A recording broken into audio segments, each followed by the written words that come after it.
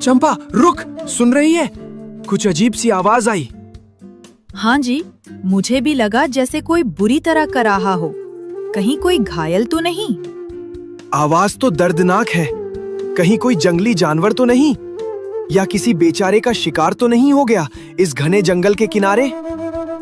बचाओ, कोई है, मेरी मदद करो। ये तो इंसानी आवाज लग रही है। चलिए देखते हैं, कोई मुसीबत में है।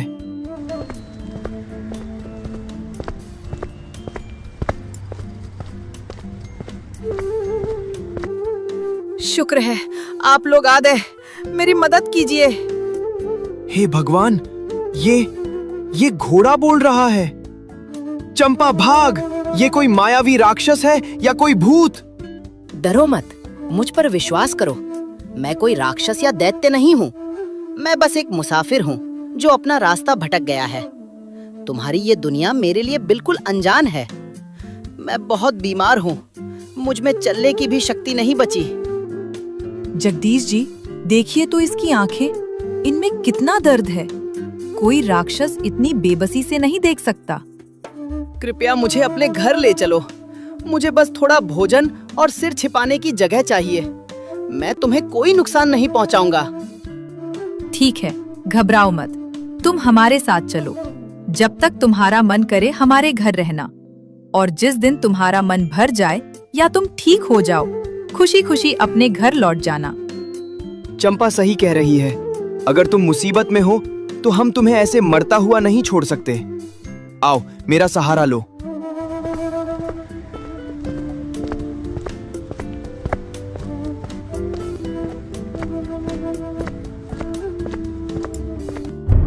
अब बताओ, तुम आखिर हो कौन और कहां से आए हो? मैंने आज तक अपनी पूरी जिंदगी में किसी जानवर को इंसानों की तरह बात करते नहीं सुना। मैं इस लोक का नहीं हूँ जगदीश। मैं एक दूसरे लोक से आया हूँ जहाँ सब कुछ ऐसा ही अद्भुत है। मैं बस सैर करने निकला था, लेकिन इस दुनिया की आबो हवा और रास्तों ने मुझे उलझा दिया। यहाँ की बीमारियाँ मेरे शरीर को झेलने की आदत नहीं है। दूसरे लोक से? ये तो सुनकर ही दिमाग चकरा रहा है। पर खैर, अब हम सब बहुत थके हुए हैं। तुम अब सुरक्षित हो। हाँ, अभी तुम आराम करो। शरीर को आराम मिलेगा तो कल तक बेहतर महसूस करोगे। ठीक है, अब आराम करते हैं। बाकी की बातें कल सुबह करेंगे। शुभ रात्रि। आप दोनों का बहुत आभार। शुभ रात्रि।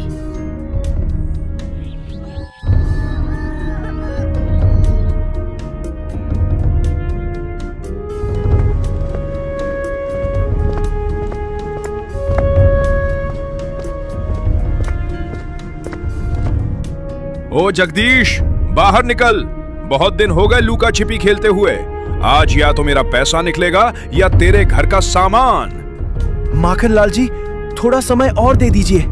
फसल बस कटने ही वाली है। मैं पाई पाई चुका दूंगा। चुप कर, बहुत हो गई तेरी नौटंकी। हर महीने यही राग अलापता है। अब मेरा सब्र खत्म हो चुका है। अरे, ये घोड़ा कब लाया बे? इतना शानदार जानवर ये तेरे पास कहां से आया? वो मालिक, ये मेरे ससुराल वालों ने दिया है। अभी कल ही आया है। ससुराल वालों ने दिया है?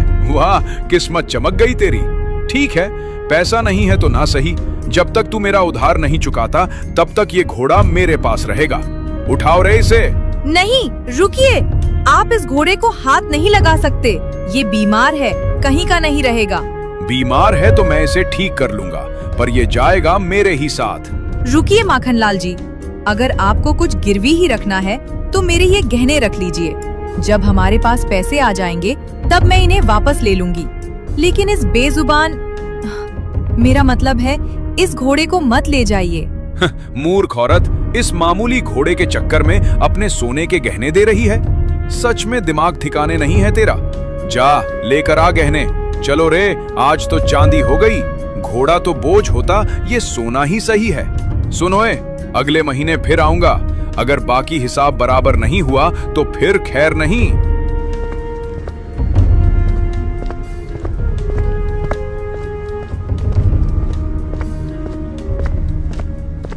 चंपा, ये क्या किया तूने? अपनी माँ की आखिरी निशानी भी दे दी। चंपा, तुमने मेरे लिए अपना सबसे कीमती धन त्याग दिया। मैं तुम दोनों की इस दया को कभी बेकार नहीं जाने दूंगा। चुप कर पगले, उपकार कैसा? जब से तू हमारे घर आया है मुझे ऐसा लग रहा है जैसे मुझे मेरा खोया हुआ बेटा मिल गया हो। तू मेरे लिए सिर्फ एक घोड़ा नहीं, अब मेरे बेटे के समान है। और एक माँ के लिए उसके बच्चे की सलामती के आगे ये सोना चांदी तो क्या, पूरी दुनिया की दौलत फीकी है। चंपा माँ, आपने मुझे बेटा कहकर जो दर्जा दिया है उसका एहसान मैं अपनी आखिरी सांस तक नहीं भूलूंगा। मेरे लोक में वचनों की बड़ी कीमत होती है। आज से आपकी रक्षा और आपकी खुशहाली मेरी जिम्मेदारी है। बात तो सही है चंपा, लेकिन माखनलाल अगले महीने फिर आएगा। अगर हमने उधार नहीं चुकाया तो वो हमें घर से निकाल देगा। घबराइए मत जी, भगवान ने साथ दिया है तो आगे भी रास्ता निकलेगा। चलो बेटा, अब बातें बहुत हो गईं। अब खेत चलने का समय हो गया है। अगर हम सब मिलकर मेहनत करेंगे और फसल अच्छी होगी, तभी तो हम माखनलाल का कर्जा उतार पाएंगे।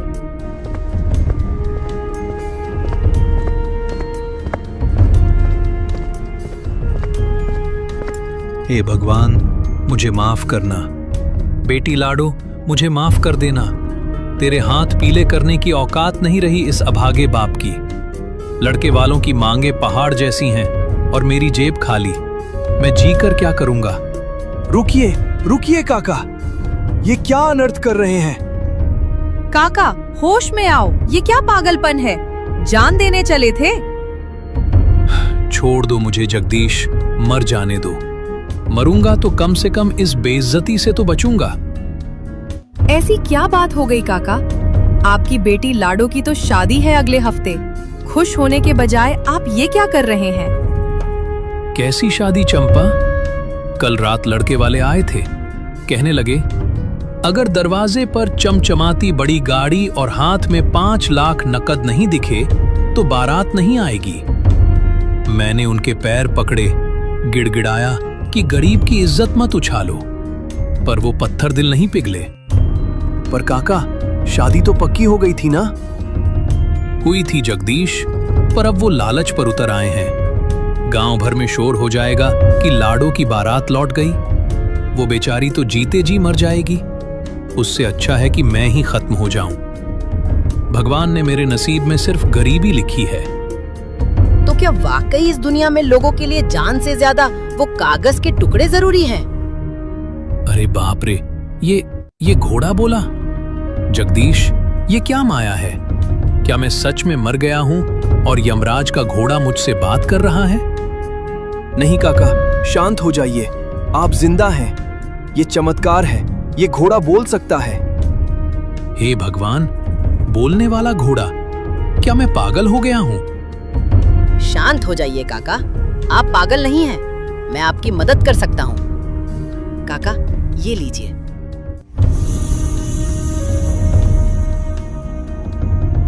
इसमें आपकी बेटी की शादी और आपकी पूरी जिंदगी के लिए पर्याप्त धन है। जाइए, अपनी बेटी के हाथ शान से पीले कीजिए। ये सच है? मैं कोई सपना तो नहीं देख रहा। बेटा, तुम जो कोई भी हो, मेरे लिए साक्षात भगवान हो।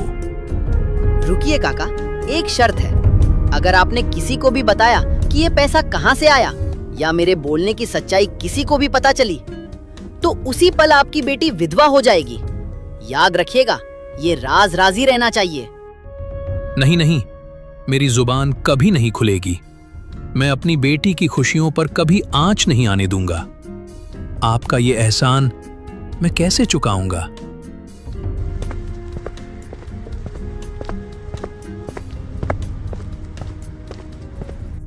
चंपा, मैंने अपनी आंखों से देखा पर यकीन नहीं हो रहा। तुम तो सच में चमत्कार कर सकते हो। हाँ जगदीश, मैं कर सकता हूँ, पर धन से ज्यादा जरूरी इंसानियत है। अब समझ आया कि चंपा ने क्यों कहा था कि तुम हमारे बेटे जैसे हो। चलो, अब खेत नहीं, सीधा घर चलो। आज की दोपहर बहुत भारी रही है। अब खेत नहीं, घर चलो, कुछ बात करनी है।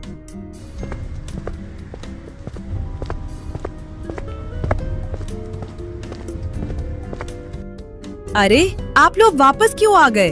अभी तो सूरज सिर पर चढ़ा है। खेत का काम कौन करेगा? फसल नहीं काटेंगे तो कर्ज कैसे चुकेगा? अरे चंपा, अब खेत और फसल की चिंता छोड़। तूने देखा नहीं इस घोड़े ने काका के लिए क्या किया? ये जादुई घोड़ा है चंपा। ये हमें जितना चाहे उतना पैसा दे सकता है। अब हमें मेहनत करने की जरूरत नहीं। रुकिए जगदीश जी, शायद आपको कोई गलतफहमी हुई है। मैं कोई सोने की खान नहीं हूँ। मैं किसी एक इंसान की सिर्फ एक ही इच्छा पूरी कर सकता हूँ। मैंने अपनी शक्ति का उपयोग उस बूढ़े किसान के लिए कर दिया क्योंकि उसकी जान दांव पर थी। अब आप बताइए, आपकी सबसे बड़ी इच्छा क्या है? क्या तुम मेरे मरे हुए बेटे को वापस ला सकते हो? क्या इस दुनिया में ऐसा मुमकिन है? रुकिए, मुझे अपनी दिव्य दृष्टि से देखने दीजिए कि क्या इस पृथ्वी पर ऐसी कोई जगह है जहां से मरे हुए लोगों की रूह को वापस लाया जा सके। ओम नीलगिरि शिखर वासिनम पितृलोक द्वार रक्षकम। रास्ता मिल गया है। हमें सुदूर दक्षिण में स्थित नीलगिरि पर्वत जाना होगा।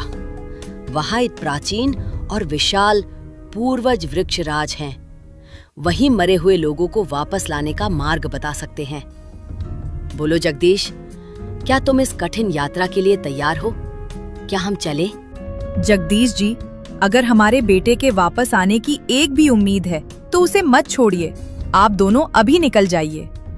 पर चंपा, तुम यहाँ अकेली, और घर का क्या होगा?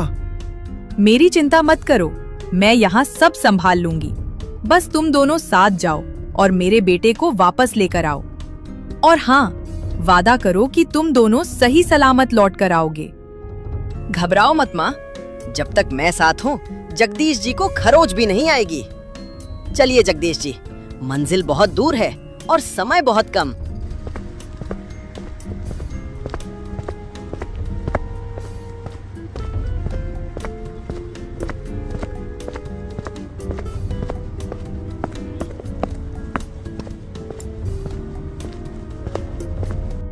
रुक जाओ भाई, अब मुझसे एक कदम भी नहीं चला जा रहा।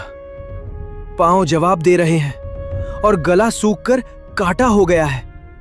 नीलगिरी अभी कितनी दूर है? जगदीश जी, हिम्मत मत हारिए, पर मुझे कुछ ठीक नहीं लग रहा। मैं सूंघकर बता सकता हूँ कि यहाँ हवा में जहर है। यहाँ कोई ऐसी काली शक्ति है जो नहीं चाहती कि हम आगे बढ़े।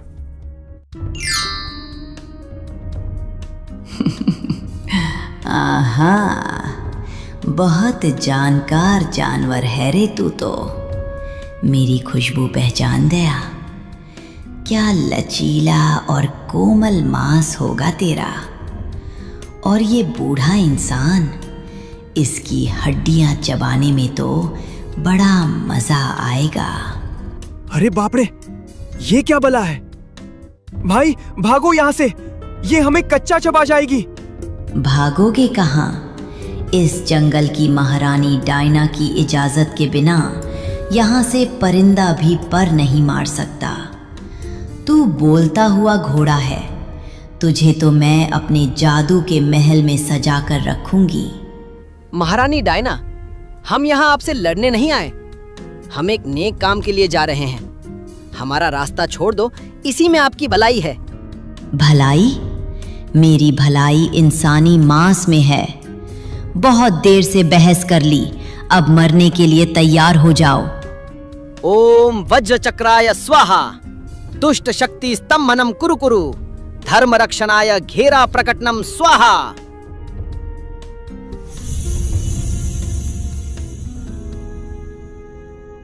ये क्या किया? छोड़ मुझे। ये कैसा तिलिस्म है? मैं इस घेरे से बाहर क्यों नहीं निकल पा रही? ये धर्म का घेरा है डायना। जब तक तुम्हारे मन में पाप और मांस की भूख रहेगी, तुम इस घेरे को पार नहीं कर पाओगी। जिस दिन तुम अपने आप को पूरी तरह सुधार लोगी और दूसरों को सताना छोड़ दोगी, ये घेरा अपने आप गायब हो जाएगा। तुमने तो इसे बिना छुए ही कैद कर दिया।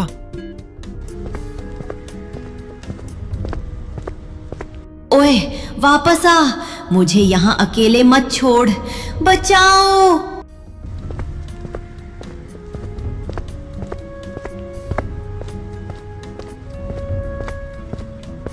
ठहर जाओ तिनको। तुम्हारी हिम्मत कैसे हुई नागेश्वर नगरी की शांति भंग करने की? ए बोलने वाले जानवर, तू अपनी मर्यादा भूल गया है। एक अदने से इंसान के लिए तूने देवलोक की शक्तियों का तमाशा बना दिया। मैं मर्यादा नहीं, अपना कर्तव्य निभाने आया हूँ महाराज। कर्तव्य? इस 2 पैरों वाले जीव के लिए? अरे ओ घोड़े, तू मूर्ख है। ये इंसान वही प्रजाति है जो अपनी कुल्हाड़ी की धार तेज करने के लिए मेरे भाइयों को काट डालते हैं। ये तुम्हें प्यार नहीं करते, ये सिर्फ तुम्हारी ताकत का इस्तेमाल करते हैं। आज तू इसके काम आ रहा है तो ये तुझे बेटा कह रहा है, कल तू लंगड़ा हो जाएगा तो यही जगदीश तुझे सड़क पर छोड़ देगा। छोड़ इसे और अपने लोक वापस जा, वरना मैं तुझे यहीं राख कर दूंगा। आप मुझे डरा नहीं सकते। मैंने चंपा माँ की आंखों में वो ममता देखी है जो इस सृष्टि में सबसे बड़ी शक्ति है। अगर इंसान में बुराई है तो उनमें दया भी है। मैं इनके लिए राख होने को भी तैयार हूँ। और तू, ए लालची इंसान, तू यहाँ अपने बेटे के मोह में आया है या इस घोड़े की जादुई शक्तियों का फायदा उठाने? सच बोल, अगर तू अभी इस घोड़े को यहीं छोड़ दे तो मैं तुझे दुनिया का सबसे अमीर आदमी बना दूंगा। इतना सोना दूंगा कि तेरी 7 पीढ़ियां राज करेंगी। क्यों एक जानवर और एक मर चुके बच्चे के लिए दर दर भटक रहा है? बोल, क्या चाहिए, सोना या ये घोड़ा?